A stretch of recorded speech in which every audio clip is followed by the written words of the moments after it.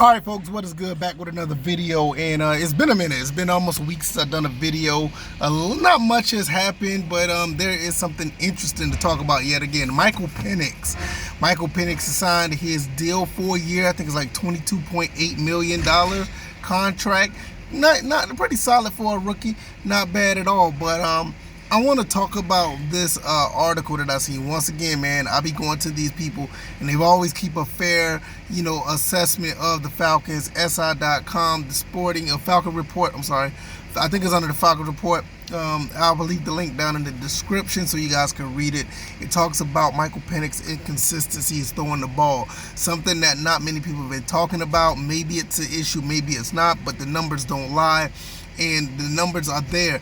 Even though he's inconsistent for the most part on some routes, he's still a top prospect, still probably the most NFL-ready quarterback. But the thing about it is, the Falcons once again looked at potential and see if they can get him to work flawlessly in this new situation that he's going to be in. Not the Kirk Cousins situation, but learning the offense, being a guru at the quarterback position with this offense that's coming up. So maybe it is something that you're looking at that's down the road. Maybe it is something that you're looking at that may be a little bit too far away when it comes to coaches. But to be quite honest, at the end of the day, it is a smart move. It's not a dumb move. It's a smart move. And what the Raheem Morris is banking on is he's banking on keeping his job for a long period of time. And if he's going to be one of those coaches that's going to be around for a long time, he got his quarterback already. He got his quarterback for now, and he got his quarterback for the future. And even with the inconsistencies that is being documented by Micheal Penix, that stuff is going to get cleaned up. He's going to get better. He's going to be ready to go when his time has come. Maybe if he sits a year, maybe he sits a year and a half, maybe if he sits 2 years. One thing we're not going to have to worry about is having a situation where a quarterback is the issue for the team. Now, on top of that, people are going to be sitting here talking about, well, we could have got Dallas Turner, we could have got lied to, we could have got... Yeah, don't get me wrong, I feel you on that. But at the same time, I'm looking at the situation where all of those positions that we just talked about is not more important than the quarterback. And if you can get a quarterback that's NFL ready to constantly, learn and sit, he's just going to be that more polished when he comes out to play.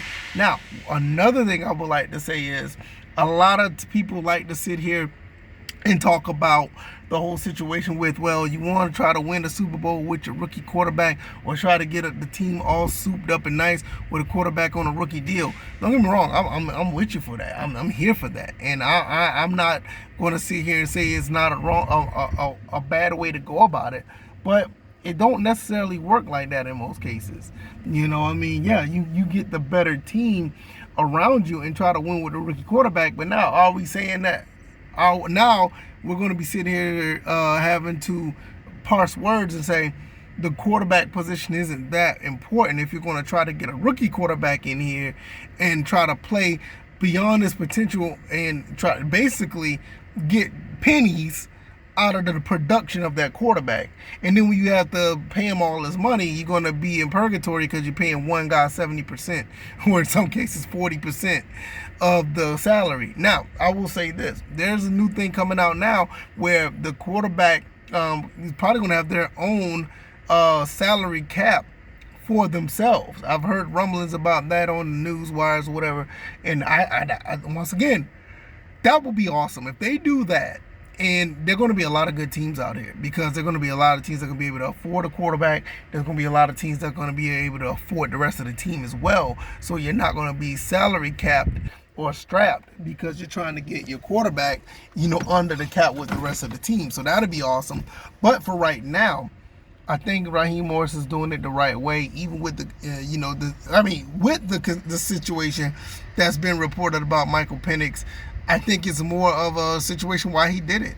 We just got to be honest before I get out of here.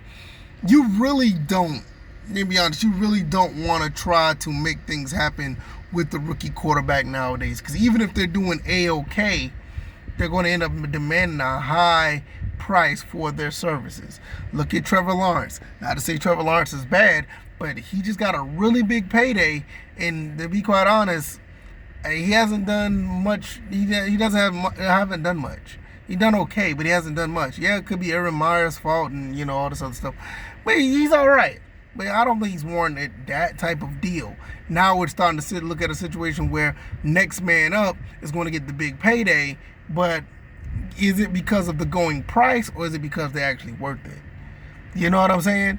And when you start trying to put these rookie quarterbacks in that situation, and let's say if they do a little bit of something, then they're going to get the big payday, and it's going to be like the whole what's his name, oh goodness, the kid from Oklahoma who got like the $60 million signing bonus before he was even able to take a snap. Oh goodness, he played for the Eagles, he played for the Rams. I can't remember his name. Oh my God. But nevertheless, if you know his name, put the link down in the description. He got a really big signing bonus, and he had to do a correction of the quarterbacks because it was a big problem for the #1 overall pick.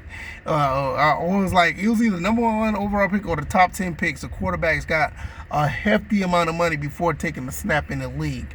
And it's going to be a correction again with the quarterbacks.